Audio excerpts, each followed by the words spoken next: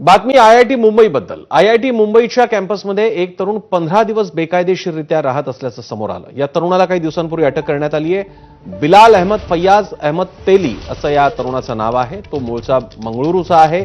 एका सेमिनारसाठी तो आयआयटीमध्ये आला होता, मात्र तो परत गेलाच नाही। तो तिथेच राहत होता। एवढंच काय, तो अभियांत्रिकी शाखेच्या क्लासमध्ये लेक्चर देखील देत होता, लेक्चरला जात होता।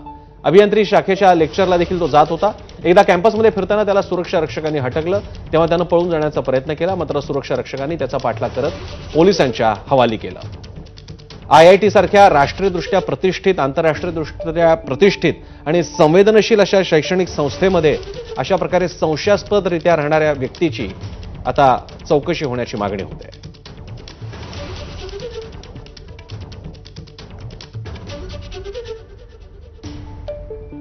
भारतीय तंत्रज्ञान संस्था ही आयआयटी मधील सुद्धा ज्या अधिक महत्त्वाच्या संस्था मानल्या जातात किंवा ज्यांची प्रतिष्ठा मोठी आहे, आयआयटी मद्रास, आयआयटी मुंबई, त्याच्यापैकी एक आहे आयआयटी बॉम्बे, आयआयटी खरगपूर सारख्या।